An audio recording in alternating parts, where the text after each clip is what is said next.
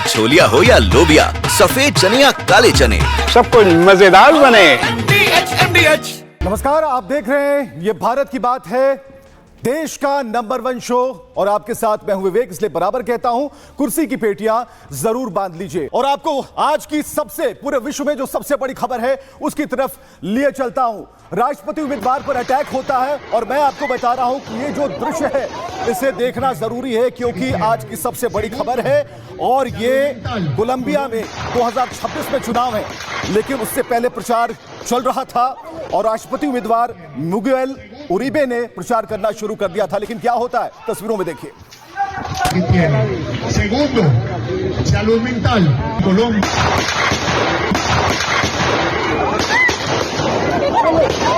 ¿Qué tiene? Segundo, salud mental.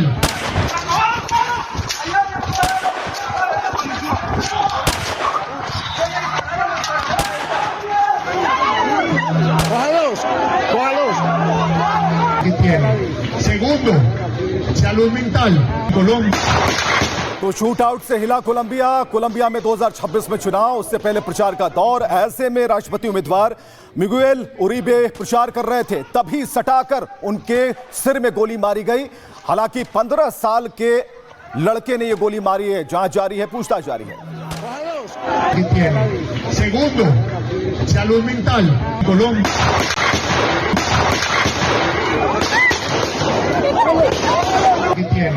Segundo, salud mental.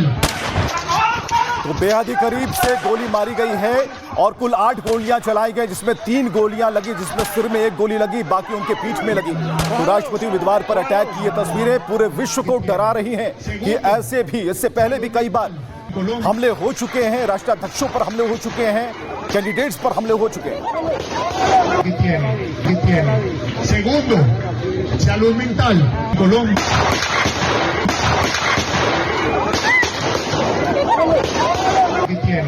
Segundo, salud mental.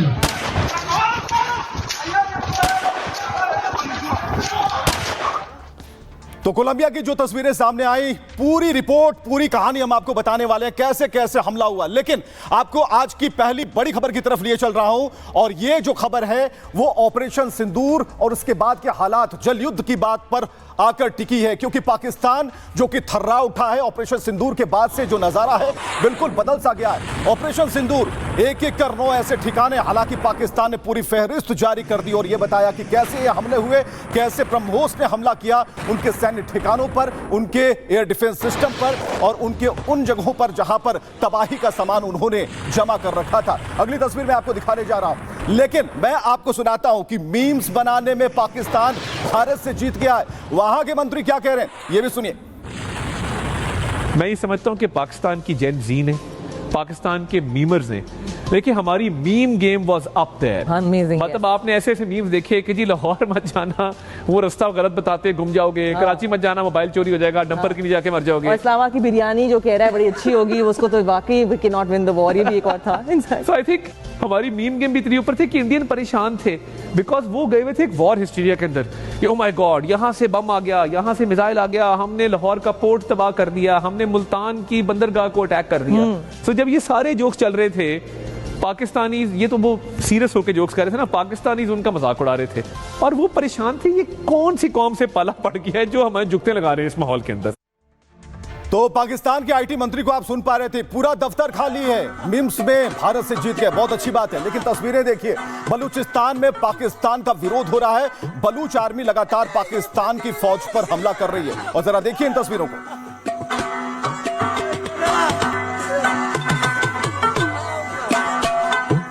तो ये पाकिस्तान का झंडा जो कि सड़कों पर बनाया गया था, लेकिन उसके ऊपर चौक घिसी जा रही है, जूतों से सेवा की जा रही है। तो बलूचिस्तान में पाकिस्तान का कैसे विरोध हो रहा है, पाकिस्तानी झंडों पर जूतों से वार, लातों से वार, और ये बताया जा रहा विरोध का ये तरीका।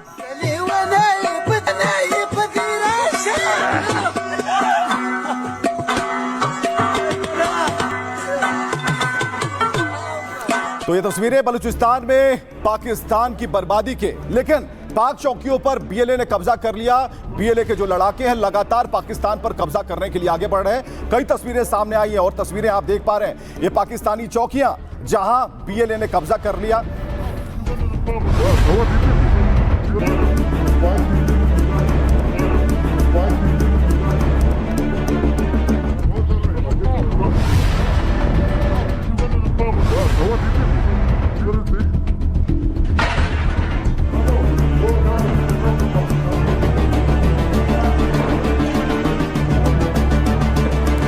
पाक चौकियों पर बीएलए ने जिस तरह से कब्जा किया है, ये हथियार जो आपको दिख रहे हैं, ये वो हथियार हैं जो पाकिस्तानी फौज बीएलए लड़ाकों के लिए इस्तेमाल करती थी, लेकिन बलूच लड़ाकों ने इन पर भी कब्जा कर लिया पाक चौकियों पर। अगली तस्वीर में आपको दिखा रहा हूं भारत में क्या चल रहा है। केदारनाथ में आर्मी चीफ पहुंचते अपने परिवार के साथ बाबा केदारनाथ के दर्शन करने के लिए। आर्मी चीफ वहां पर उपेंद्र द्विवेदी पहुंचते हैं और भरसक वहां के मंदिरों में पूरे सम्मान के साथ भारतीय सेना का आदर होता है।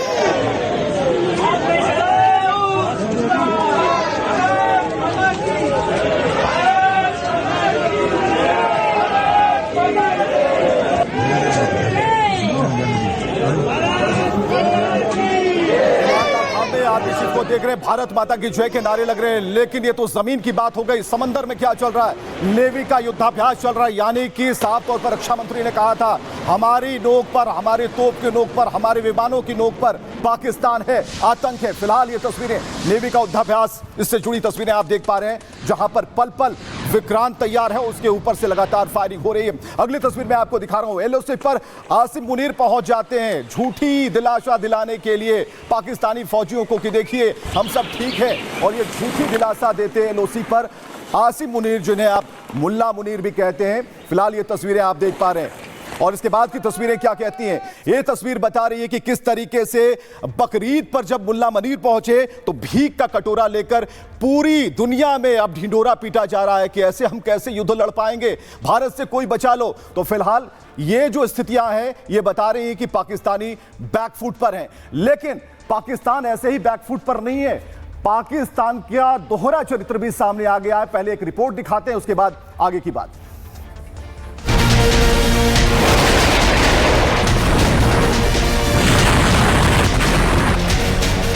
क्या भारत 80 प्लेन और 400 मिसाइल के साथ एक इलाके को निशाना बनाना जा रहा था, जिसमें कुछ परमाणु कैरियर ढोने वाले वॉरहेड भी थे। और हमारे देश में बने मिसाइल्सों ने जब पाकिस्तान की एयर डिफेंस सिस्टम और उनके वायुसेना के अड्डे को तहस नहस किया, पूरी दुनिया आश्चर्यचकित होकर उसके देख रही।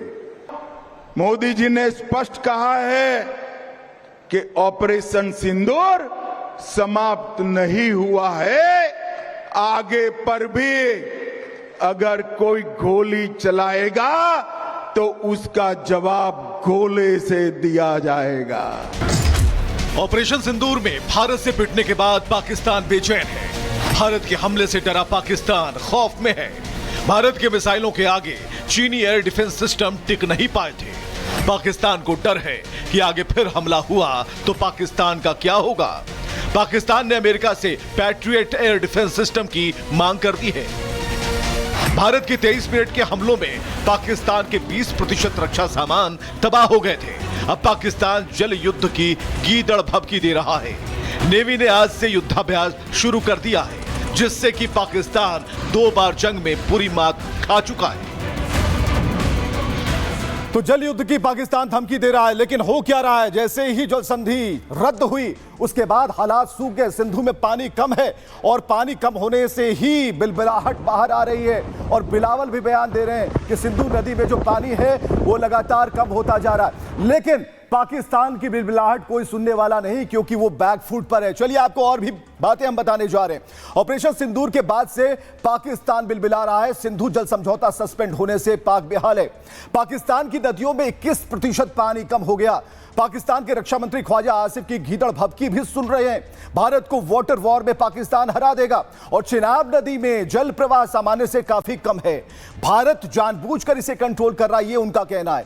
एक तरफ पाकिस्तान भारत को लगातार चिट्ठियां लिख रहा है, अब तक 4 चिट्ठी पाकिस्तान ने लिखा है। दूसरी तरफ पाकिस्तान वाटर वॉर की धमकी दे रहा है। दरअसल पाकिस्तान में पानी को लेकर मारामारी मची है। सिंधु, झेलम और चिनाब नदी के प्रवाह में 21% की कमी आ गई। खैबर पख्तूनख्वा में 50% से भी कम पानी बचा है। पाकिस्तान में मानसून आने में देरी ने और भी परेशानी बढ़ा दी। सिंधु जल समझौते से पाकिस्तान को 80% पानी मिला करता था, लेकिन समझौता रद्द होने के बाद इसमें काफी कमी देखी गई। आम लोगों के साथ जो पाकिस्तान की अर्थव्यवस्था है उस पर सीधा चोट देखने को मिल रहा है और इसी वजह से पाकिस्तान जल युद्ध की गीदड़ भभकी दे रहा है। तो यह पूरी कहानी है। लेकिन आसिफ ख्वाजा क्या कह रहे हैं, जो वहां के रक्षा मंत्री है, जरा सुनिएगा उनकी बिगड़ैल जुबान क्या कहती है। चिनाब में जो है पानी उतना नहीं है जितना पानी होना चाहिए। बर्फ़ें पिघल रही हैं, गर्मी जून का महीना जो है जा रहा है, तो पानी जो है इस वक्त जो है नहरों में 16-17 हज़ार क्यूसेक होता है, जो नहीं है इस वक्त। तो इसका मतलब है कि आहिस्ता आहिस्ता वो पानी का हथियार जो है इस्तेमाल कर रहे हैं। इसका भी सद्देबाब हो जाएगा। पहले उनको जो जंग में जो है रवायती जंग में शिकस्त हुई है, अब पानी की जंग में भी इंशाल्लाह ताला उनको शिकस्त हो। पानी की जंग में भी इंशाल्लाह ताला उनको शिकस्त हो। तो पाकिस्तानी पानी पानी कर रहे हैं, पानी की वहां पर कमी है, लेकिन अगला वॉर पाकिस्तान में पानी से ही होगा। एक बार तो हमने छेड़ दिया, चलिए आपको बताते हैं अरब सागर अब की बार समंदर से वार कैसे होगा और भारत ने पाकिस्तान का जो पानी वाला कनेक्शन है वो जब काटा है, फिर कैसे हमले होंगे। हमारा जो युद्धक पोत है वो तैनात है, विक्रांत तैनात है और निशाना कहां है? एक साथ कराची, सिंध, बलूचिस्तान और पंजाब, ये वो इलाके हैं जो हमारे टारगेट पर हैं। यानी कि अब की बार समंदर से वार होगा और इसमें पाकिस्तान नहीं बचने वाला, क्योंकि दाना पानी पहले से बंद है और इस बार जो हमला है वो सटीक होगा। लेकिन पाकिस्तान जो है उसकी गीदड़ भभकियां कम नहीं हो रही। इस गीदड़ भभकी से भारत को कोई फर्क नहीं पड़ता। आपको बताता हूं कि क्या हो रहा है। अरब सागर में भारतीय नौसेना ने पाक की घेराबंदी कर दी है। आईएनएस विक्रांत की तैनाती से पाकिस्तान की मुश्किलें बढ़ गई। आईएनएस विक्रांत एक एयरक्राफ्ट कैरियर ही नहीं बल्कि एक चलता फिरता एयरबेस और स्ट्राइक फोर्स है। 30 से अधिक लड़ाकू विमान और हेलीकॉप्टर ले जाने की इसकी क्षमता है। 18 डेक हैं, 2400 कमरे हैं, लगभग 1600 नौ सैनिकों के रहने की व्यवस्था है। इसमें अस्पताल हैं, स्विमिंग पूल हैं, आधुनिक रसोई जैसी सुविधाएं हैं। भारतीय नौसेना के एक प्रमुख विमान वाहक पोत है और हिंद महासागर में भारत की रणनीतिक ताकत का एक प्रतीक है। यह पोत इजराइल की बराक 1 मिसाइल प्रणाली से लैस है, जो विमानों, ड्रोन और एंटी शिप मिसाइलों से सुरक्षा प्रदान करती है। यह छोटी दूरी के खतरों को नष्ट करने के लिए डिजाइन की गई है। 500 मीटर की दूरी तक हवाई खतरों को यह रोक सकती है। पाकिस्तान के पास एक भी एयरक्राफ्ट कैरियर नहीं है और आईएनएस विक्रांत के डर से पाकिस्तान ने 25 जेट उतारे थे। कराची एयरबेस पर 25 चीनी फाइटर जेट्स तैनात किया और चंद मिनटों में रेस्क्यू मिशन पर ग्वादर पोर्ट पहुंच सकते हैं हम लोग। भारत के राफेल के आगे J-10 कहीं नहीं टिकता। ये कंपेयर हम कर रहे हैं, आपको बता रहे हैं। चीन ने 2005 में इजरायली फाइटर की कॉपी कर इसे बनाया था और इसके बाद पाकिस्तान के अंदर इसी बात को लेकर, इस जल सिंधु के रद्द होने को लेकर के तनातनी मची हुई है, बहस चल रही है। देखिएगा। जब तक हम जमहूरियत के लिए कदम नहीं उठाएंगे, यक जुबान नहीं होंगे, तो मोरो जैसे सामने होते रहेंगे। क्यों सिंध के पानी को छीनने की किसी को जुर्रत भी हुई? क्यों यह ख्याल आया कि 6 नहरें बनाई जा सकती हैं और सिंध से सिंध का पानी छीना जा सकता है, सिंध धरती को बंजर किया जा सकता है? यह सिर्फ इसलिए हुआ कि मुक़्तदर हल्के ये समझते हैं कि उनके सामने कोई मुज़ाहमत नहीं है, वो जो चाहें वो कर सकते हैं। तो बहुत पीछे है पाकिस्तान और पाकिस्तान अभी बहुत पीछे होने वाला है। लेकिन और भी सच्चाइयां जो है हम आपको बताने जा रहे हैं। और क्या कहानी है जरा देखिएगा। अब भारत से बहुत कैसे पीछे है, तो भारत और पाकिस्तान को कंपेयर करेंगे तो रैंकिंग के मानक में पाकिस्तान 32वें स्थान पर है, भारत का स्थान 9वां है। अब रैंकिंग हमने आपको बता दी। जंग अगर होती है तो उसके बाद पाकिस्तान जो है भारतीय नौसेना से कई बार हार चुका है। कब हारा है? अब देखिए मेरे ठीक ऊपर आप देखिए, 1965 में हारा, 1971 में हारा। तो ये हमारी जीत का प्रमाण है। एयरक्राफ्ट कैरियर, इसकी बात करें, पाकिस्तान के पास कुछ नहीं, जबकि भारत के पास 2 एयरक्राफ्ट कैरियर हैं। विध्वंसक की बात करें, जो विध्वंस मचा दे, भारत के पास ऐसे नंबर्स 12, यानी कि 12 हमारे पास ताकत है और पाकिस्तान के पास मात्र 2 हैं, यानी सामना नहीं कर पाएंगे। पनडुब्बियों की बात कर लें, भारत के पास कुल 18 पनडुब्बियां हैं, पाकिस्तान के पास केवल 8 पनडुब्बी है। भारत के पास फ्रिगेट की बात करें तो 12 और पाकिस्तान के पास मात्र 9। तो भारत से अभी बहुत पीछे है। चलिए मैं आपको कुछ और तस्वीरें दिखाने जा रहा हूं। भारत से मुकाबले के लिए हथियारों की यहां पर भीख मांगी जा रही थी। अमेरिका में जाकर के जो पाकिस्तानी डेलीगेशन है वो भीख मांग रहा है, वो भीख मांग रहा है, हाथों में कटोरा है और यह बता रहा है कि हम कैसे भारत से लड़ पाएंगे। और ऐसी स्थिति रही तो चंद मिनटों में शांत हो जाएंगे, खत्म हो जाएंगे। जरा सुनिएगा क्या चल रहा था वहां पे। When he called them out, Indians have been called out to say these incidents have been a result of financing in place in. चलिए, जिस HQ-9 पर चीन को भरोसा नहीं था उसे उसने पाकिस्तान को दे दिया और HQ-9 को आप देख पा रहे हैं, ये फिसड्डी साबित हुआ। और ऐसे भारत ने पूरी तरह से पाकिस्तान पर कब्जा कर लिया, उनके एयर डिफेंस को समाप्त कर दिया। तो भारत की ताकत यह है कि भारत करके दिखाता है, गीदड़ फपकियां नहीं देता। चलिए हम आपको कुछ और भी जानकारियां देते हैं इस पूरे सिस्टम के बारे में। चलिए, नेवी ने जिस तरह से काम शुरू कर दिया है, तो भारत के मिसाइल हमलों के बाद जो पाकिस्तान है वो घबराया हुआ है। अमेरिका में पाक डेलीगेशन ने भारत की ताकत बताई, भारत की तकनीक बहुत आगे है ये बताया, उससे मुकाबला करने के लिए पाक के पास हथियार नहीं है ये खुलासा कर दिया, और यह भी बताया कि भारत 80 फाइटर जेट्स के साथ आया था।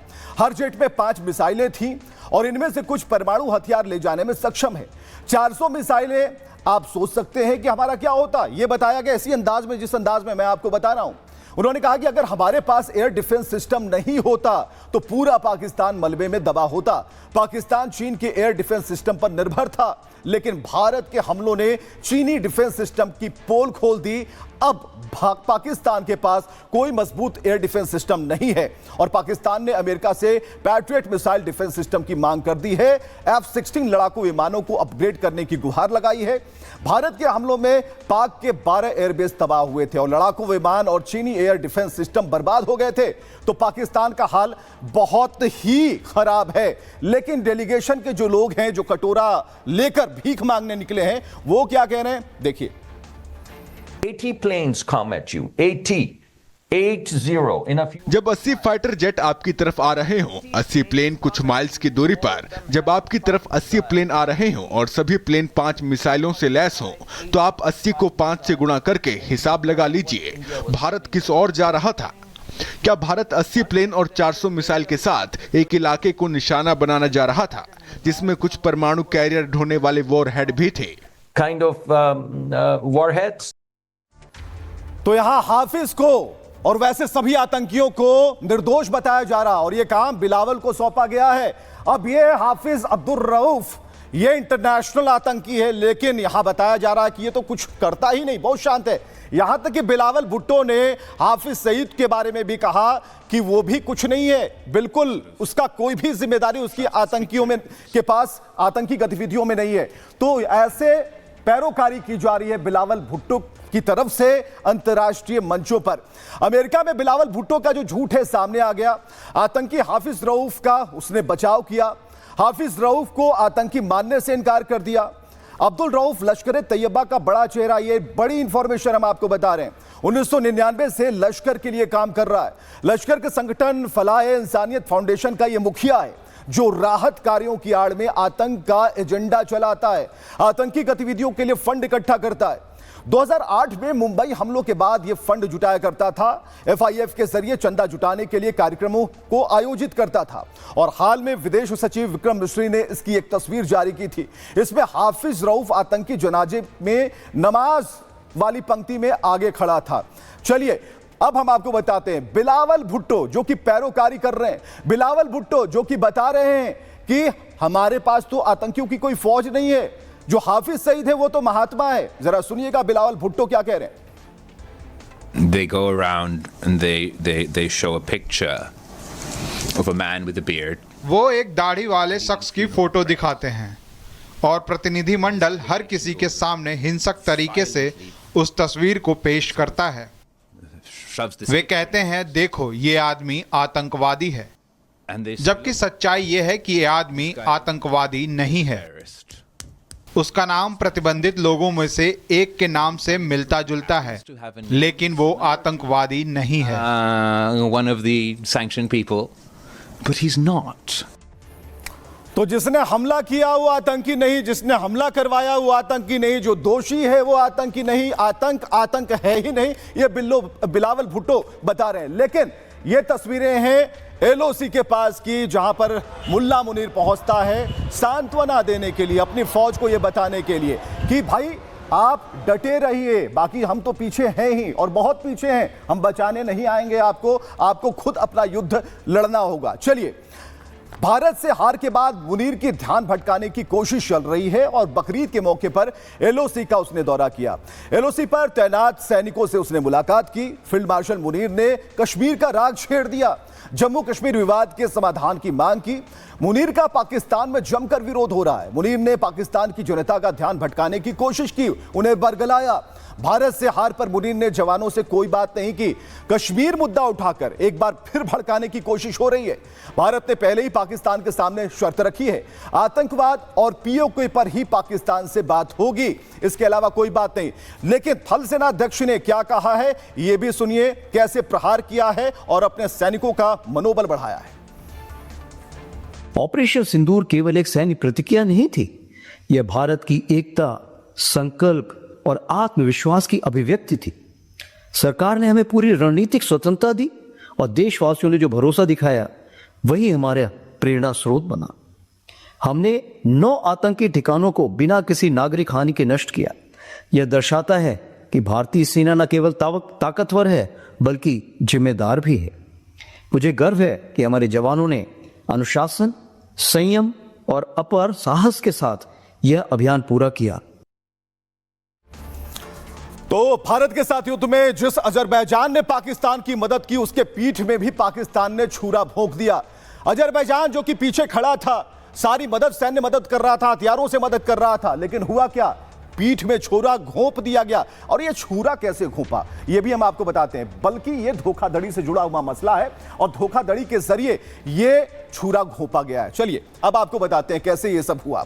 भारत पाक टेंशन के दौरान अजरबैजान पाक के साथ था और पाकिस्तान ने करीबी यार अजरबैजान को चूना लगा दिया। पाकिस्तान ने अजरबैजान को JF-17 फाइटर जेट्स बेच दिए, लेकिन पाकिस्तान ने इसके लिए 3 गुना रेट वसूला उससे। 40 जेट की असली कीमत लगभग $1.28 बिलियन थी, लेकिन पाकिस्तान ने $4.6 बिलियन में इसे बेचा। मतलब यह हुआ कि कीमत जो थी उससे 3 गुना ज्यादा मूल्य पर। पाक ने तकनीकी अपग्रेड और एडवांस फीचर्स का हवाला दिया और रक्षा विशेषज्ञों ने इसे भाईचारे की आड़ में धोखेबाजी बता दिया। इस डील में तुर्की की भी भागीदारी मानी जा रही है और हाल ही में शाहबाज ने अजरबैजान का दौरा किया था, तस्वीरें आपने देखी, लेकिन किस तरीके से यह पूरी तरीके से चूना लगाया गया। लेकिन बढ़ते हैं अब उस खबर पर जो एक मिस्ट्री बनी हुई। आइए मेरे साथ आइए और मैं आपको बताता हूं कि यह मिस्ट्री कब सुलझेगी। परिवार वालों को यही लग रहा है। हम बात कर रहे हैं उस कपल की जो कहीं खो गए। चलिए, लाल कार कपल मिस्ट्री से जुड़े तार, वो लाल कार पर बहस हो रही है, लेकिन कुछ तस्वीरें मैं आपको दिखा रहा हूं और तस्वीरों में जब देखिएगा ये सुंदर सी जोड़ी, जिसमें अब एक शख्स जो है वो इस दुनिया में नहीं है, लेकिन दूसरा कहां गायब हो गया, आसमान निगल गई या जमीन खा गई, इसका भी कुछ पता नहीं है। लेकिन तस्वीरें मैं आपको दिखा रहा हूं। ये वो स्पॉट है जहां राजा की लाश मिली थी। अब इसी एरिया में, इसी जगह पर उसकी खुजाहट हो रही है। ये स्पॉट बता रहा है कि अभी वो नहीं मिला है। एक शिलोंग घूमने गए नए नवेले जोड़े का कुछ भी पता नहीं है। इस जगह पे इनका बोलना है कि ये रेलिंग पार करके और यहाँ पे कहीं पे मिला हुआ है डेड बॉडी इस जगह पे। तो रघुवंशी उसकी खोजाहट चल रही है, गुमशुदगी एक मिस्ट्री है, लेकिन उसके घर पर एक पोस्टर लगा है। पोस्टर इस बात के लिए लगा है कि ये कब घर लौटेंगे। इस उम्मीद में परिवार वाले जो हैं वो इंतजार कर रहे हैं और उन्हें लगता है कि आज नहीं तो कल। और ये जो लिखा है सोनम रघुवंशी की यही पुकार, कब देखेंगे घर का द्वार। दोनों की तस्वीरें, लेकिन राजा और सोनम के परिवार वालों का बुरा हाल है, आप देख पा रहे हैं। आंखों से आंसू थम नहीं रहे, लगातार जो है उनके माता पिता रोते जा रहे हैं। देखिए भगवान, ढूंढ के ला दो, मेरे को सही सलामत चाहिए, मेरा जमाई तो चला गया। हे भगवान, भगवान तुम सुन लो। हे माँ की कामाक्षा देवी माँ, तूने तो कुछ नहीं करा माँ, तेरे को जब से बज रही थी माँ कामाक्षा देवी। हे माँ, हे माँ की सरकार ने ये मदद नहीं करी, इतनी जल्दी कर देती तो कुछ नहीं होता बस। तो ये तस्वीर और ये बता रही है कि परिवार वालों का रो रो कर बुरा हाल है। लेकिन ये जो सीसीटीवी फुटेज आया, यहीं से जांच शुरू होती है, क्योंकि यहां पर राजा और सोनम दोनों दिखाई देते हैं।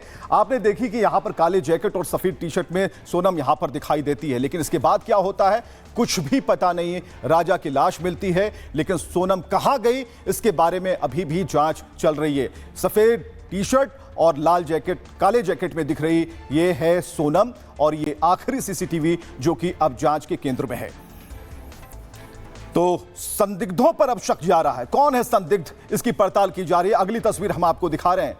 जो सोनम है वो कहां गई, लेकिन एक लाल गाड़ी है, इस पर शक है। 3 लोगों पर शक जा रहा है। ये लाल गाड़ी वाला कौन था, क्या इन्हें जानता था, क्या इनका पीछा किया जा रहा था, ये सारी चीजें अब संदिग्ध के दायरे में हैं। और सोनम के साथ क्या हुआ, अब एक मिस्ट्री जो है वो चीजें। लेकिन हम आपको दिखाते हैं सोनम रघुवंशी का वो सीसीटीवी फुटेज। लाल कार, परिवार वालों को इसी कार पर शक है जिससे लोग उतरते हुए दिखाई देते हैं। वो कुछ ही दूरी पर खड़ा था, तकरीबन 18 से 20 मीटर की दूरी पर। राजा रघुवंशी इसमें दिखाई दे रहा है, सोनम रघुवंशी दिखाई देते हैं, स्कूटी में सामान रख रहे होते हैं। लेकिन दूर खड़ी जो कार है, लाल कार, इसी कार पर शक है। 3 लोग इस पर सवार थे।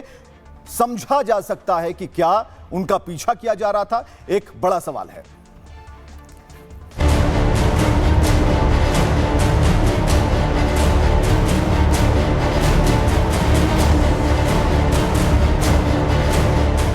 एक लाल रंग की कार और 3 रहस्यमयी किरदार से मेघालय मिस्ट्री का सस्पेंस गहरा गया है।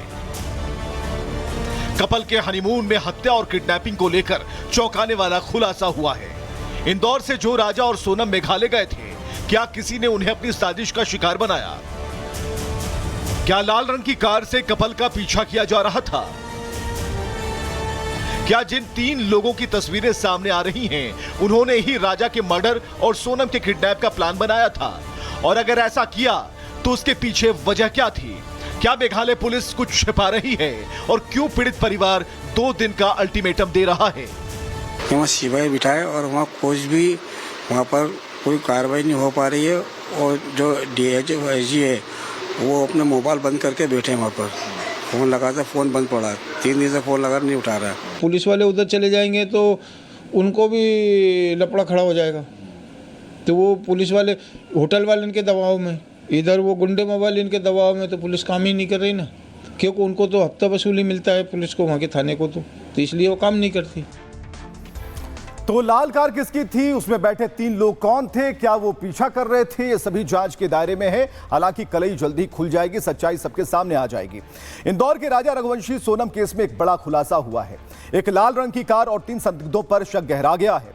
15 दिन पहले जब कपल हनीमून के लिए शिलोंग गया था, उस वक्त होटल पहुंचने की एक सीसीटीवी तस्वीर सामने आई। इसमें जैसे ही राजा और सोनम स्कूटी से वहां पहुंचते दिखते हैं, थोड़ी देर में एक लाल रंग की कार उनसे कुछ दूरी पर दिखाई देती है। राजा सोनम के परिवार का आरोप है कि कुछ लोग उनका पीछा कर रहे थे। परिवार ने कार सवार इन 3 लोगों पर वारदात का शक जता दिया।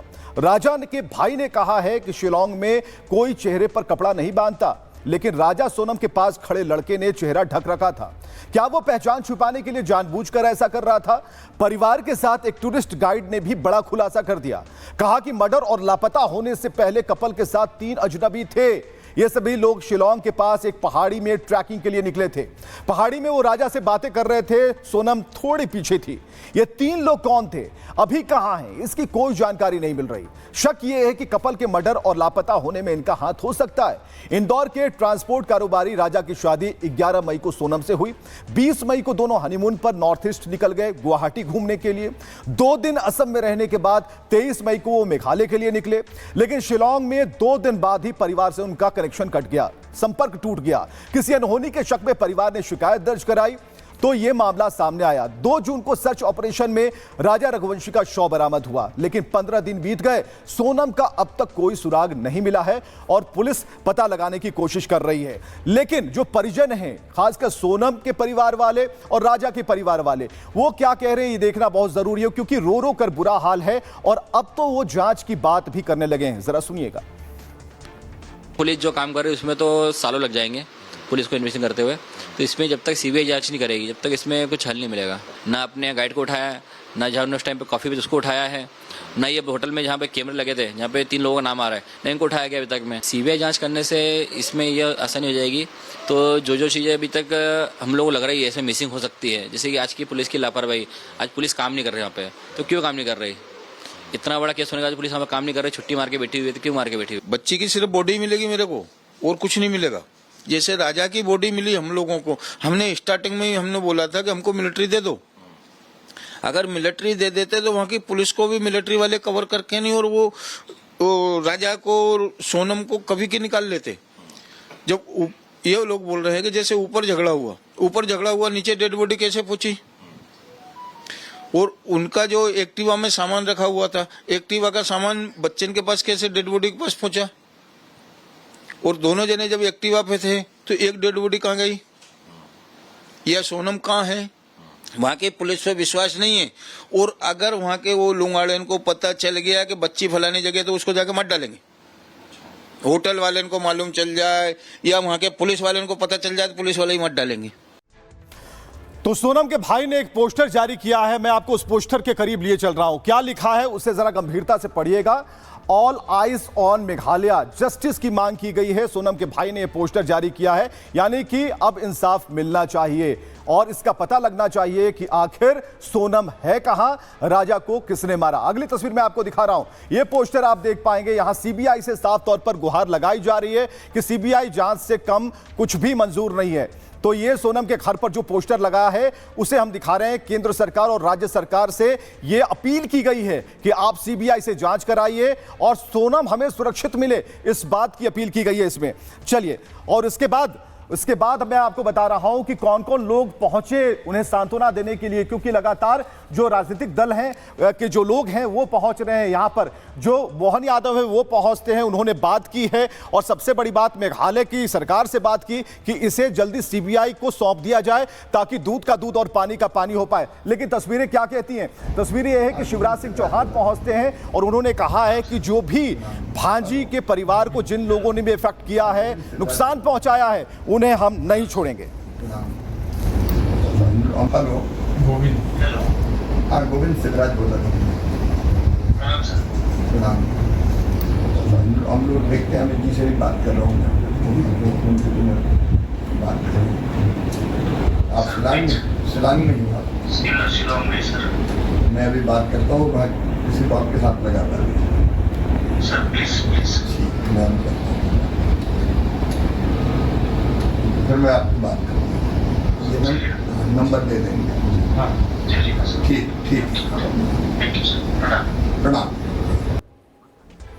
तो शिवराज सिंह चौहान को आपने सुना, वो बात करेंगे और कर भी रहे हैं और जल्द से जल्द इस पूरे मामले का उद्भेदन होगा। लेकिन कांग्रेस के जो लीडर हैं जीतू पटवारी, वो भी पहुंचे इस परिजनों से मिलने के लिए, सोनम के परिवार से। उन्हें ढाढ़स बंधाया कि ये जो हुआ है इसकी तह तक जाएंगे और सबसे बड़ी बात कि सीबीआई की जांच की बात उन्होंने भी कही। तो कांग्रेस नेता जीतू पटवारी ने भी सीबीआई जांच की मांग कर दी है।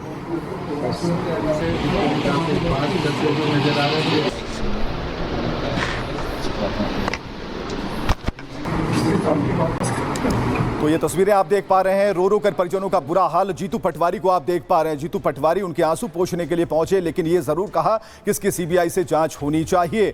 तो सोनम का अपहरण हुआ और राजा का मर्डर, लेकिन मेघालय पुलिस खुद ही सबूत मिटाने में लगी है। सीबीआई जांच की फौरन मंजूरी मिले तो बेटी बच जाएगी। ये देवी सिंह रघुवंशी जो है सोनम के पिता, वो कह रहे हैं। उनका कहना है कि अब 2 दिन अगर देर हो गए तो बचने का मतलब कुछ नहीं है। कैलाश विजयवर्गीय कहते हैं जो कि सोनम को वापस लाने के लिए सेना और एनडीआरएफ लगी हुई है। सोनम को तलाशने की हर मुमकिन कोशिश हो रही है, हालांकि वहां के पुलिस अधिकारियों ने पर्याप्त कदम नहीं उठाए। इधर कुमराड संगमा जो कि सीएम है मेघालय के, उन्होंने कहा कि मेघालय में इंदौर के सैलानी मर्डर केस में न्याय मिलेगा। सोनम का पता लगाने के लिए हमारे बचाव अभियान लगातार जारी है। हादसे से हम सदमे में हैं क्योंकि मेघालय में ऐसा पहले कभी नहीं हुआ। जीतू पटवारी जो कि लीडर कांग्रेस के हैं, उन्होंने कहा कि बांग्लादेश बॉर्डर पर हुआ यह हादसा संदेह पैदा करता है और इस मामले पर सरकार को गंभीर कदम उठाने चाहिए। परिजन शिलांग पुलिस की कार्रवाई से संतुष्ट नहीं है और ऐसे में सीबीआई जांच से कुछ कम मंजूर नहीं है। इधर मोहन यादव जो हैं, उन्होंने कहा कि संकट की घड़ी में सरकार रघुवंशी परिवार के साथ है। सोनम की सुरक्षित वापसी के हर मुमकिन प्रयास किए जा रहे हैं। उन्होंने कहा कि मैंने खुद मेघालय के सीएम से इस मामले पर बात की और गृह मंत्री से आग्रह किया कि सीबीआई जांच का आप आदेश दें। शिवराज सिंह चौहान जो कि केंद्रीय मंत्री हैं, उन्होंने कहा कि मध्य प्रदेश की भांजी को सुरक्षित घर वापस लाना है। मैं अमित शाह जी से पूरे मामले पर बात कर रहा हूं, मेघालय और असम के सीएम से भी बात करेंगे। तो शिवराज सिंह चौहान ने कहा, लेकिन पॉलिटिकल रिएक्शन क्या है, लोग क्या कह रहे हैं, राजनीतिक दल के नेता क्या कह रहे हैं, देखिए। परिवार की भी इच्छा ये है और परिस्थितियां भी ये कहती है कि इसकी सीबीआई जांच होनी चाहिए। ये बांग्लादेश के बॉर्डर पे कई बच्चियों का इस तरीके से अपहरण होता है, इस तरह कैसे नव दंपत्ति को मारा पीटा जाता है। ये संभावना बताई गई हमारे जो परिवार के साथी, पीड़ित परिवार के साथी है, उन्होंने। सेंट्रल फोर्स भी लगा हुआ है, एनडीआरएफ भी लगी हुई है, लोकल पुलिस भी लगी हुई है और उस पर प्रयास कर रहे हैं। अब अगर ऐसा लगेगा कि सीबीआई की जांच की आवश्यकता है तो हम बराबर रिक्वेस्ट करेंगे मुख्यमंत्री से। मुख्यमंत्री जी उस केस को आग्रह करेंगे और हम सरकार की ओर से सीबीआई जांच की मांग करेंगे। 2-4-5 दिन का समय और मांगा वहाँ के मुख्यमंत्री ने। वाकई सीबीआई जांच होना चाहिए। ये मैं तो इस बात को कहूँगा कि ये बहुत बड़ी घटना है और इस पर तत्काल सीबीआई की जांच के आदेश जबकि रिकमेंड किया है राज्य सरकार ने, तो केंद्र सरकार को उसको स्वीकार कर लेना ही चाहिए। तो सोनम कहां है, इसी का पता लगाने के लिए लगातार सर्च ऑपरेशन चलाए जा रहे हैं और सर्च ऑपरेशन में जंगल की खाक छानी जा रही है। जिस जगह पर घटना हुई, क्या उसी जगह के इर्द गिर्द सोनम है, इस बात का पता लगाने की कोशिश हो रही है। लेकिन कुछ तस्वीरें और मैं आपको बता रहा हूं, ये तो उस सर्च अभियान की तस्वीरें हम आपको दिखा पा रहे हैं फिलहाल, लेकिन ये जो भारत बांग्लादेश जो द्वार है, शक यहां पर ज्यादा गहरा था। अगली तस्वीर में आपको दिखाने जा रहा हूं। अगली तस्वीर में जब आप देखेंगे, क्या ये बॉर्डर एक अहम कड़ी साबित हो सकता है, क्या उस दरवाजे सोनम पहुंच चुकी है, कई शक गहरा रहे हैं। सोनम के भाई जो हैं, इस पर उन्होंने आशंका व्यक्त की है, वो भी कुछ कह रहे हैं, सुनिएगा। देखिए, हमें आशंका तो नहीं है, बाकी हमको डाउट जरा थोड़ा सा ये इसमें ये है, तो बांग्लादेश बॉर्डर जो है उसके आसपास कहीं पे तार फेंसिंग नहीं की गई है, तो हमारा इसमें मानना खाली ये है। तो पुलिस प्रशासन जो है वहाँ पे एक बार सर्च करे जा रहा है, तो बांग्लादेश बॉर्डर पे कुछ इस तरह की चीजें हुई होगी, कभी सोनम वहाँ पे चले गई या सोनम को किसी ने अगवा कर रखा आसपास में एरिया में कहीं पे, तो सर्च करा, थोड़ा सा पूछताछ करा इसमें। देखिए, वहाँ पे अभी तक हम लोगों ने जितने लोगों से बातचीत करी थी, तो कुछ लोगों ने वहाँ पे हमको ये बताया है, तो यहाँ पे लड़कियाँ अगवा होती है और उनको यहाँ से भेज दिया जाता है। सस्पेक्ट एक्चुअली यहाँ पे प्रॉब्लम क्या है ना कि ये डेड बॉडी ढूंढ रहे हैं काफ़ी समय से, जो कि राजा की डेड बॉडी 10 दिन में मिल चुकी है। इनने काफ़ी समय लगाया डेड बॉडी ढूंढने में भी, और अभी मुझे एक रिक्वेस्ट करना है यहाँ की गवर्नमेंट से और कि सीएम साहब से कि यहाँ पर जो ये डेड बॉडी ढूंढ रहे हैं सोनम रघुवंशी की, वो एक्चुअली मुझे ऐसा लगता है, क्योंकि मैं सगा भाई हूँ, मुझे अभी फीलिंग्स आ रहा है कि वो जिंदा है और उसको जिंदा होने के हिसाब से ढूंढे। और मुझे लग रहा है कि वो अपहरण का केस है, जो कि किडनैपिंग करते हैं लोगों यहाँ पर, तो वो मुझे लग रहा है। अगली खबर की तरफ आपको लिए चलता हूं। सऊदी अरब में मक्का में जाने वाले जो हज यात्री हैं उन्होंने अपनी पूरी तैयारी कर रखी है। लाखों करोड़ों लोग पहुंचने वाले हैं, लेकिन खबर है कि मक्का पर मिसाइल हमले का खतरा बनाया है। तस्वीरें मैं आपको दिखा रहा हूं। मक्का सबसे पवित्र स्थान, और ऐसे में वहां पहुंचने वाले लोगों के बारे में अनुमान है कि इस बार 16 लाख से ज्यादा हज यात्री पहुंचने वाले हैं, लेकिन डर इस बात का है कि मक्का पर मिसाइल हमला हो सकता है। और चलिए, हमले की आशंका को देखते हुए वहां पर एंटी मिसाइल ड्रोन सिस्टम तैनात कर दिए गए हैं। वहां पर पैट्रियट मिसाइल डिफेंस सिस्टम को तैनात कर दिया गया है, यानी कि अगर हमला होता है किसी भी मिसाइल से तो उसे बिल्कुल ध्वस्त कर दिया जाएगा। तो कुल मिलाकर मक्का में ऐसी गतिविधियों का होना संशय पैदा करती है, लेकिन जो हज यात्री हैं वो लगातार पूरी हिम्मत के साथ आगे बढ़ रहे हैं कि उन्हें यात्रा करनी है। और इस बार जो इंतजाम है वो बढ़िया किए गए हैं, खासकर उनकी सुरक्षा को लेकर पूरा ध्यान रखा गया है। आपको बताते हैं कुछ और जानकारियां। मक्का इस्लाम धर्म के सबसे पवित्र शहरों में से एक है और यहां हर साल लाखों लोग हज और उम्रा करने आते हैं। इस साल भी यहां पर 16 लाख मुस्लिम आने वाले हैं। सऊदी अरब में हज यात्रा की शुरुआत हो चुकी है, लेकिन दुनिया से आ रहे हज यात्रियों की सुरक्षा बढ़ाई गई है। मक्का की सुरक्षा के लिए एयर डिफेंस तैनात किया गया है। सऊदी प्रशासन ने इस पर आधिकारिक घोषणा कर दी है, तस्वीरें जारी की और यह लिखा एयर डिफेंस फोर्सेस। इनका मिशन है खुदा के मेहमानों की हिफाजत करना, यानी कि हज यात्रियों की सुरक्षा में एयर डिफेंस की तैनाती हो गई है। इससे ड्रोन, मिसाइल, फाइटर जेट्स पर हमला रोक सकते हैं। मस्जिद अल हरम की सैन्य हेलीकॉप्टर से निगरानी हो रही है लगातार। इसके साथ पूरे मक्का शहर में सुरक्षा काफी बढ़ा दी गई। माना यह जा रहा है कि एयर डिफेंस की तैनाती हूतियों के खिलाफ हुई। हूती मुस्लिम देश यमन का एक इस्लामिक विद्रोही संगठन है और इस विद्रोही संगठन में शिया धर्म से संबंधित लड़ाके शामिल हैं। हूती विद्रोही यमन की सरकार के खिलाफ युद्ध लड़ रहे हैं और इसके अलावा इनका टारगेट अमेरिका, इजराइल जैसे देश हैं। मुस्लिम देश सऊदी अरब भी हूती विद्रोहियों के टारगेट पर है, इसलिए सऊदी प्रशासन ने एयर डिफेंस की तैनाती कर दी है ताकि लोगों को सुरक्षित रखा जा सके। लेकिन पूर्व राजनयिक दीपक वोहरा इसे कैसे देख रहे हैं, सुनिएगा। सऊदी अरेबिया कहता है मैं guardian of the two mosques हूँ, इसीलिए मैं इस्लाम का शहंशाह हूँ। पाकिस्तान कहता है आपने तो एक नॉन मुस्लिम भारतीय मंत्री को मदीना आने दिया तो दोनों मस्जिदों को आपसे हटा दिया जाए। असली शहंशाह मैं हूं इस्लाम का, क्योंकि मेरे पास न्यूक्लियर हथियार हैं। ईरान कहता है बकवास मत करो, असली शहंशाह मैं हूं क्योंकि मेरे पास बहुत बड़ी फौज है और आधुनिक हथियार हैं। और टर्की कहता है अरे क्या कह रहे हैं आप सब लोग, मैं तो ऑटोमन टर्की हूं और मैं दोबारा वो खिलाफत वहां पर बनाना चाहता हूं। 4 नेता बनना चाहते हैं, एक जंगल में 4 शेर होना चाहते हैं, आपस में लड़ेंगे। तो सऊदी अरेबिया का मेन इंटेंशन ये है कि जो पिलग्रिम्स वहां पर आ रहे हैं उनको किस तरह से सुरक्षित किया जाए। अगर ये बात पूरी दुनिया में फैल जाती है कि सऊदी अरेबिया नाकाम है, उनकी सुरक्षा नहीं कर सकता, तो हो सकता है जो लोग वहाँ पर जाते हैं उनकी संख्या में बहुत गिरावट आए और सऊदी अरेबिया की एक तो छवि भी खराब हो जाए और फिर कॉमर्स जो होता है, कमर्शियल अर्निंग जो उनको मिलती हैं, वो भी बहुत कम हो जाए। चलिए, अब बात होगी अमेरिका की, क्योंकि अमेरिका में हालात बिगड़ते जा रहे हैं। आर पार का युद्ध ट्रंप और सामने उनके बड़े मित्र के साथ चल रहा है, लेकिन हो क्या रहा है हम आपको बताते हैं। आर पार के युद्ध से पहले आप देखिए तनातनी के बीच एक तस्वीर कैलिफोर्निया की। यहां पर सड़कों पर हंगामा हो रहा है और ऐसी स्थिति के लिए कौन जिम्मेदार है, यहां के लोग बखूबी बता रहे हैं।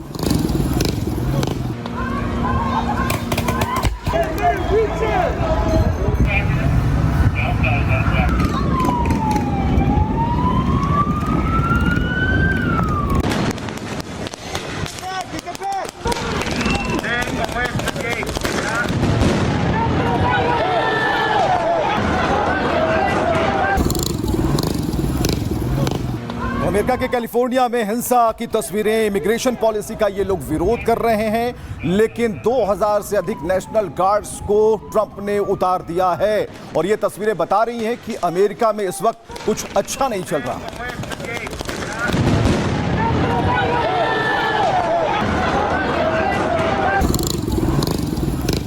और अगली तस्वीर में आपको दिखाऊं कि यहां पर जो हिंसा भड़की है उसे कंट्रोल करने के लिए, जैसा कि हमने कहा कि सिक्योरिटी फोर्सेस को यहां तैनात कर दिया गया है।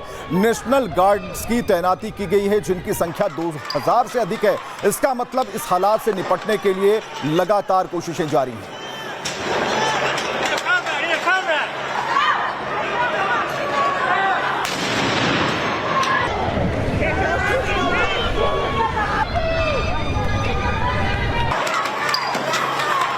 तो जो सिक्योरिटी गार्ड्स हैं वो लगातार लगे हुए हैं ताकि ऐसे हिंसात्मक कदम को रोका जा सके। जो आम जनता भड़क गई है इमिग्रेशन पॉलिसी को लेकर, उन्हें रोका जा सके। अगली तस्वीर मैं आपको दिखा रहा हूं और ये तस्वीर बता रही है, ये एरियल फुटेज बता रहा है कि किस कदर वहां के जो आम नागरिक हैं, आम लोग सड़कों पर हैं। गाड़ियों को निशाना बनाया गया है, गाड़ियों में आग लगाई गई है।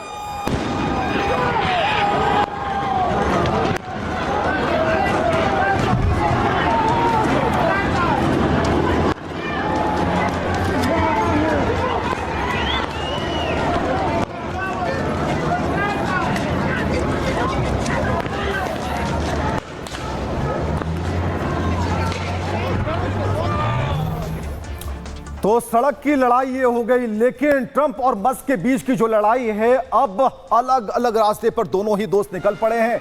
लेकिन जो तस्वीरें आ रही हैं, हमने पहले ही कहा कि अमेरिका के हालात अच्छे नहीं हैं। अब आर पार की लड़ाई है, या तो तू या फिर मैं। ट्रंप और मस्क के बीच में कुछ ऐसी ही लड़ाई चल रही है। मैं तस्वीरें आपको दिखाना चाहूंगा और ये तस्वीरें बता रही हैं कि जो ट्रंप और मस्क की दोस्ती थी वो टूट चुकी है, आर पार की लड़ाई है। और ऐसे में जो जेडी वेंस हैं, उन्होंने साफ तौर पर मस्क को कहा है कि पार्टी लाइन से आप ना भटकें। चलिए एक रिपोर्ट आपको सबसे पहले दिखाते हैं।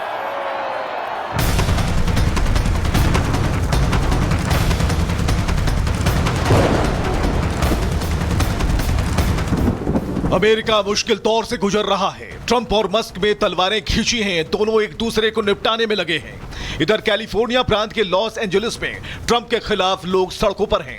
पथराव, अगजनियों और सुरक्षा कर्मियों से जबरदस्त विरोध की तस्वीरें सामने आ रही हैं। दरअसल ये गुस्सा ट्रंप की इमिग्रेशन पॉलिसी को लेकर है। ट्रंप प्रशासन ने डिपोर्ट करने के लिए कुछ लोगों को गिरफ्तार किया। इसके बाद लोग सड़कों पर आ गए, सुरक्षा कर्मियों से भिड़ गए, तनाव पैदा हो गया। हालात बेकाबू होता देख राष्ट्रपति ट्रंप ने 2000 नेशनल गार्ड्स की तैनाती के आदेश दे दिए। लेकिन ट्रंप के लिए इन दिनों मुश्किल केवल यही नहीं, मस्क से भिड़ंत ने उनकी नींद उड़ा रखी है। खबर है कि रिपब्लिक पार्टी में बगावत के आसार हैं। 3 सांसदों ने मस्क का साथ देने का फैसला किया है, जिसका सीधा मतलब है ट्रंप के बिग ब्यूटीफुल बिल के सीनेट में लटकने का अंदेशा बढ़ गया है। मतलब हालात यही रहे तो ट्रंप को संसद में बड़ी हार मिलने वाली है और मस्क इसके लिए कोई कोर कसर नहीं छोड़ रहे। यही वजह है कि राष्ट्रपति ने मस्क को नतीजे भुगतने की चेतावनी दी है। और हालात की गंभीरता को देखते हुए उपराष्ट्रपति वेंस भी ट्रंप के बचाव में उतर आए हैं। तो सवाल ये है कि क्या अमेरिका में आर पार के हालात हैं, और अगर हैं तो क्या भारत को भी इससे नुकसान होने वाला है, क्योंकि बिग ब्यूटीफुल बिल का सीधा असर भारत पर पड़ने वाला है। तो तकरार के बीच मार किसे पड़ेगी, इस पर हम और भी चीजें आपको बताएंगे, और भी खबर है इसके अंदर। लेकिन फिलहाल ये आर पार की लड़ाई क्या कहती है वो हम आपको बताते हैं। ट्रंप और मस्क एक दूसरे से को निपटाने में लगे हैं। इस लड़ाई से डोनाल्ड ट्रंप की साख दांव पर लग गई है और इसलिए डोनाल्ड ट्रंप एलन मस्क पर गुस्सा निकाल रहे हैं।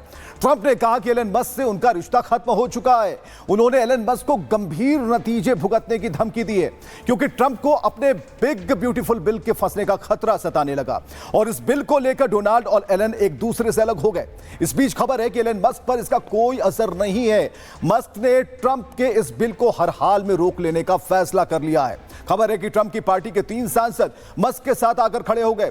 रैंड पॉल, रॉन जॉनसन और माइक ली, ये 3 सांसद हैं, जिसका सीधा मतलब है जो बिल हाउस ऑफ रिप्रेजेंटेटिव में पास हुआ था उसके सीनेट यानी कि संसद के ऊपरी सदन में पास होने की संभावना कम हो जाती है, क्योंकि अमेरिकी सीनेट में डोनाल्ड ट्रंप की रिपब्लिक पार्टी को जो बहुत है वो साफ तौर पर यहां पर उसका जो डायग्राम हम आपको दिखा रहे हैं। रिपब्लिकन पार्टी को अगर आप देखेंगे 53, डेमोक्रेट पार्टी को 47, 3 कट जाएंगे तो हिसाब किताब क्या होगा ये हम आपको समझा रहे हैं। अगर ट्रंप की रिपब्लिकन पार्टी के 3 सांसदों के खिलाफ मतदान कर दिया तो बिल के समर्थन में 50 सांसद होंगे, विरोध में भी 50 होंगे, यानी यहां मुकाबला बराबर हो जाएगा।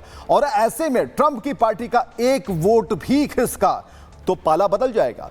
उस 1 वोट के जुगाड़ के लिए एलन मस्क दिन रात किए हुए हैं और यही वजह है कि ट्रंप को अपने सांसदों को फोन कर गुहार लगानी पड़ रही है।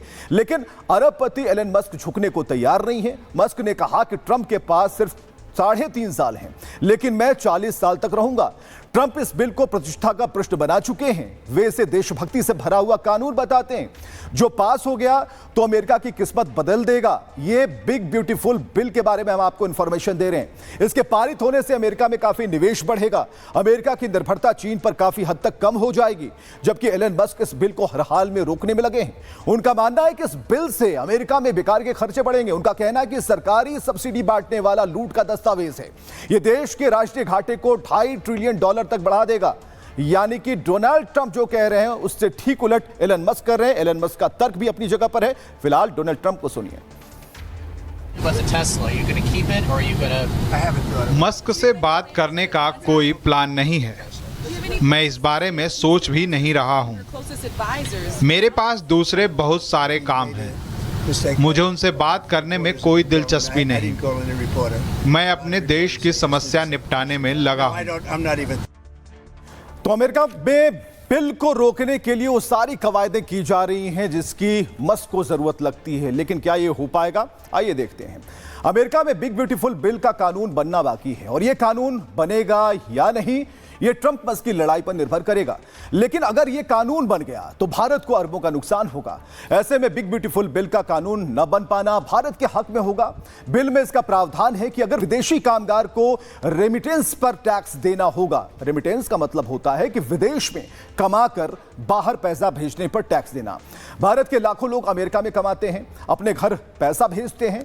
पैसा bank transfer, money transfer services या फिर अन्य डिजिटल प्लेटफॉर्म से आता है। अगर बिग ब्यूटीफुल बिल पास हो जाता है तो उन्हें 3.5% का टैक्स देना होगा। एक रिपोर्ट के मुताबिक अमेरिका से भारत करीब $36 अरब आता है उन्हें, और ऐसे में भारत आने वाले पैसे पर तकरीबन $1.5 अरब का टैक्स लगेगा।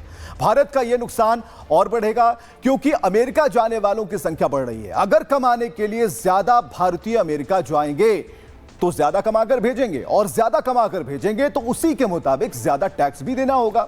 एक आंकड़े के मुताबिक 10 सालों में भारत का रेमिटेंस 57% तक बढ़ गया है। तो दीपक वोहरा जो कि पूर्व राजनयिक हैं, इन मामलों को बहुत ही संजीदगी से और करीब से देखते हैं। जरा देखिए वो कैसे देख रहे हैं, उनके चश्मे से हम भी देखने की कोशिश करते हैं। भारत से जो प्रोडक्ट्स जाएंगे या सारी दुनिया से जाएंगे उन पे जो टैरिफ्स हैं वो थोड़े से बढ़ जाएंगे। ट्रंप साहब ने पहले भी कहा था। लेकिन जो रेमिटेंसेस यानी जो भारतीय प्रवासी भारतीय जो वहाँ पर रहते हैं, पिछले साल टोटल भारत में जो रेमिटेंसेस आए थे वो लगभग 120 बिलियन में 9 शून्य होते हैं डॉलर थे। काफ़ी हद तक ये रेमिटेंसेस आती हैं अमेरिका से। जो भारतवासी वहाँ जाते हैं वो इसलिए जाते हैं कि वहाँ एक कंफर्टेबल लाइफस्टाइल है और फिर वहाँ से वो पैसे भेजते हैं भारत में। अब ट्रंप कहता है उस पर मैं 3.5% का टैक्स लगा दूंगा। इससे कोई खास फर्क नहीं पड़ने वाला। मेरा मानना है कि वो ये टैक्स हटा देगा, क्योंकि जो प्रवासी लोग हैं जो अमेरिका जाते हैं वो इसलिए जाते हैं कि वहाँ की आमदनी ज़्यादा होती है, उनकी लाइफस्टाइल थोड़ा उनको कंफर्टेबल लगता है, और साथ साथ जिस देश से वो जाते हैं, भारत ही नहीं, जहाँ से वो आते हैं वहाँ पर उनकी आर्थिक स्थिति उनके परिवार की थोड़ी और मजबूत हो जाती है। तो मेरा नहीं मानना है कि इसका कोई खास असर पड़ेगा भारतीय इकोनॉमी पर। लेकिन एक और युद्ध चल रहा है अमेरिका में, वो है लोकप्रियता वाला युद्ध। कौन कितना लोकप्रिय है, अब इसके लिए सर्वे कराए जा रहे हैं। क्या ट्रंप लोकप्रिय है, जेडी वेंस लोकप्रिय है, या एलन मस्क लोकप्रिय है? लेकिन इसकी जो रेटिंग चल रही है वो कैसे चल रही है, क्या किसके कितने नंबर्स आ रहे हैं, कौन टॉप पर है, कौन टॉप 3 में, ये सारी बातें अब हम आपको बताने जा रहे हैं। चलिए, ट्रंप और मस्क के बीच जो ये जंग है और दिलचस्प हो गई है। लोकप्रियता के मामले में मस्क ट्रंप को कड़ी चुनौती दे रहे हैं, यानी कि एलन मस्क रिपब्लिक पार्टी में तीसरे लोकप्रिय शख्स बन गए हैं। यह लोकप्रियता ट्रंप की आलोचना और डीओजी से निकालने के बावजूद है। अमेरिका में रिपब्लिकन की लोकप्रियता का सर्वे एक मीडिया एजेंसी ने किया है, और सर्वे में डोनाल्ड ट्रंप पहले, उपराष्ट्रपति जेडी वेंस दूसरे, जबकि एलन मस्क तीसरे नंबर पर हैं। तो ये आप देख पा रहे हैं कि क्या उन्हें नंबर्स आए। रिपब्लिकन से बाहर भी एक सर्वे यही कहानी कहता है। वहां भी एलन मस्क ट्रंप और वेंस के साथ पहले तीसरे में है। 3 लाइनों की पूरी सूची बनी हुई है, और इस सर्वे में अरबपति एलन मस्क उपराष्ट्रपति के बराबर हैं, यानी कि दोनों का प्रतिशत बराबर है। अमेरिका की मार्क्वेट लॉ स्कूल के सर्वे में यह खुलासा हुआ है, जिसका साफ मतलब है कि मस्क की लोकप्रियता पार्टी से बाहर भी है। अमेरिका के आम लोग भी एलन मस्क को उतना ही पसंद करते हैं। तो ये एक सर्वे रिपोर्ट है और ऐसा तब है जब मस्क ने डीओजी में सख्त कदम उठाए थे। इसके बाद अमेरिका में बड़े पैमाने पर छटनी हुई और इस छटनी के खिलाफ जगह जगह प्रदर्शन हुए। तो ये एक लोकप्रियता की बात है। लेकिन अब हम आपको कुछ और तस्वीरें आपको दिखाने जाते हैं कि क्या है। ये एक धमकी भरा पत्र जो है वो एक जारी हुआ है और ये अलकायदा का धमकी भरा मेल है जिसमें साफ तौर पर कहा गया है कि ट्रंप को हम मार डालेंगे। चलिए, तो एक धमकी भरा जो एक जुनून जो है अलकायदा की तरफ से जारी किया गया है वो बता रहा है कि हम आपको नहीं छोड़ने वाले। और धमकी के दायरे में कौन कौन है ये हम आपको बता रहे हैं। अलकायदा ने अमेरिकी राष्ट्रपति की हत्या की धमकी दी है। उसने अरबपति एलन मस्क को भी जान से मारने की धमकी दी। अलकायदा की यमन शाखा के नेता अल अवलाकी ने यह धमकी दी है। अवलाकी ने अपने वीडियो संदेश में गाजा पर बात करते हुए धमकी दी। अलकायदा ने यह वीडियो संदेश इंटरनेट पर जारी कर दिया है। अवलाकी ने मिस्र, जॉर्डन और दूसरे अरब देशों के नेताओं को भी ऐसी ही धमकियां दी हैं। अलकायदा नेता अल अवलाकी का कहना है कि ये लोग गाजा में हत्या के लिए जिम्मेदार हैं। इसमें इजरायली सैनिकों के हमले में महिलाओं, बच्चों और बुजुर्गों की मौत हो रही है। इन नेताओं और देशों की मदद से चल रहे युद्ध की वजह से गाजा तबाह हो गया। अल अवलाकी ने अपने वीडियो में उपराष्ट्रपति जेडी वेंस का भी जिक्र किया। विदेश मंत्री मार्को रूबियो और रक्षा मंत्री पीट हेग्सेथ को भी टारगेट किया है। अल अवलाकी अलकायदा का एक बड़ा आतंकी है, जरा समझिएगा इसको। ये यमन में अलकायदा का मुखिया भी है और अल अवलाकी अमेरिका का बड़ा घोषित आतंकी है। उस पर 50 करोड़ का इनाम अमेरिका ने रखा है कि अलकायदा का यमन विंग का जो सबसे खतरनाक आतंकी है इसे ही माना जाता है, यानी कि ये सबसे बड़ा आतंकी है। यमन में अलकायदा के ठिकानों पर अमेरिका ने हमले किए हैं और इसके बारे की इसकी प्रोफाइल जो है हम आपको बता रहे हैं कि इसने कई हमले किए। इस वजह से इसके ऊपर एक बड़ा इनाम घोषित कर रखा गया है। तो अब हम आपको बताते हैं। और चलिए अब एक अच्छी खबर की तरफ आपको लिए चलते हैं। भारत का जो झंडा है वो अंतरिक्ष में लहराने को तैयार है। उल्टी गिनती शुरू हो गई, काउंटडाउन शुरू हो गया, उस तरफ हम आपको लिए चल रहे हैं। और शुभांशु शुक्ला की ये तस्वीरें बता रही हैं कि हम उस मिशन में आगे बढ़ चुके हैं और 4 सदस्यीय टीम अब रवाना होने वाली है, यानी कि 10 तारीख होगी और एक नए स्पेस में हम जी रहे होंगे। तो ये तस्वीरें हम आपको दिखा रहे हैं और ये तस्वीरें बता रही हैं कि किस तरीके से शुभांशु शुक्ला तैयार हैं। अंतरिक्ष में अब भारत की पहुंच जोरदार होने वाली है। I am group captain Shubhanshu Shukla. A fighter pilot for 15 years, he was selected as one of 4 Indian astronauts in 2020. Captain Shukla, are you ready for the ride? Will you do some yoga in space like your idol Rakesh Sharma did in 1984? I was deeply impressed by him. This journey that I'm on, it has been a long one for me. And it started out somewhere. I didn't know that this is the path it is going to finally take. I would say that I have been 80 के दशक में जब राकेश शर्मा का नाम लिया गया उसके बाद शुभांशु शुक्ला दूसरे ऐसे भारतीय होंगे जो अंतरिक्ष में जाएंगे प्रधानमंत्री से हाथ मिलाते हुए बड़े ही गर्मजोशी के साथ। और ये तस्वीरें कहीं ना कहीं आपको भी गर्व से भर देंगी। प्रधानमंत्री ने सीने पर बैज लगाया।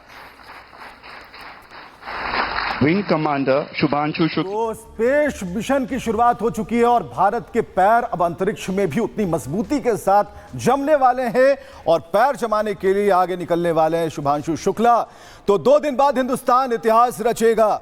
10 जून को एस्ट्रोनॉट्स अंतरिक्ष में उड़ान भरेंगे। ग्रुप कैप्टन शुभांशु शुक्ला इस मिशन की अगुवाई करने वाले हैं और अंतरिक्ष की इस उड़ान में शुभांशु शुक्ला के 3 और साथी होंगे, जिनमें एक अमेरिका, एक पोलैंड और एक हंगरी का एस्ट्रोनॉट शामिल होगा। एस्ट्रोनॉट की यह टीम 10 जून को फ्लोरिडा से अंतरिक्ष यात्रा पर रवाना होगी और इस मिशन के लिए अमेरिका के फ्लोरिडा का कैनेडी स्पेस सेंटर बिल्कुल तैयार है। एस्ट्रोनॉट्स स्पेस एक्स के फॉल्कन 9 रॉकेट से यात्रा पर निकलेंगे और अभी तक जानकारी के मुताबिक ये यात्रा 28 घंटे में पूरी हो जाएगी। 11 जून को रात लगभग 10 बजे अंतरिक्ष यात्री वहां पहुंच जाएंगे और इस यात्रा के साथ ही शुभांशु शुक्ला दूसरे भारतीय बन जाएंगे जिन्होंने भारत की तरफ से अंतरिक्ष की उड़ान भरी। 4 दशक पहले राकेश शर्मा पहली बार अंतरिक्ष गए थे और आज एक्सियोम स्पेस ने उनका एक वीडियो भी शेयर किया है जिसमें शुभांशु अपनी जर्नी और मिशन की जानकारी दे रहे हैं। शुभांशु शुक्ला कौन है आप ये भी जानिए। उत्तर प्रदेश के मूल रूप से रहने वाले हैं शुभांशु शुक्ला। उत्तर प्रदेश के लखनऊ में उनका घर है। शुरुआती जो पढ़ाई लिखाई है वो अलीगंज से शुरू होती है। उसके बाद लखनऊ के सिटी मॉन्टेसरी स्कूल से उनकी स्कूली शिक्षा होती है। 12वीं के बाद उन्होंने एनडीए एग्जाम क्लियर किया, फिर डिग्री ली। शुभांशु शुक्ला इंडियन एयरफोर्स में अभी पायलट की भूमिका में हैं। तो ये अब शुभांशु शुक्ला क्या कह रहे हैं, इस पूरे मिशन के बारे में क्या बता रहे हैं, देखिए। Indian Space Research Organization, AX-4 pilot Shubhanshu Shukla. Namaste. I am Group Captain Shubhanshu Shukla. A fighter pilot for 15 years, he was selected as one of 4 Indian astronauts in 2020. Captain Shukla, are you ready for the ride? Will you do some yoga in space like your idol Rakesh Sharma did in 1984? The first Indian astronaut, Wing Commander Rakesh Sharma, traveled to space in 1984. I grew up. चलिए, इस अच्छी खबर के बाद एक जरूरी जानकारी। पत्रकारिता का पाठ आर भारत के साथ रिपब्लिक स्कूल ऑफ जर्नलिज्म। अगर आप पत्रकारिता की पढ़ाई प्रैक्टिकल के साथ करना चाहते हैं तो रिपब्लिक मीडिया नेटवर्क के हेडक्वार्टर आइए। पत्रकारिता की ऐसी पाठशाला जहां आपको किताबें कम और प्रैक्टिकल अधिक से अधिक सीखने को मिलेगा, वो भी लाइव और ब्रेकिंग अंदाज में। 30 जून से कोर्स की शुरुआत हो रही है। बिना देर किए हुए आप अप्लाई जरूर करें। तो आज के लिए भारत की बात में बस इतना ही। आप जहां रहें सुरक्षित रहें, अपनों के साथ रहें और हां, रिपब्लिक भारत जरूर देखते रहें। जय हिंद।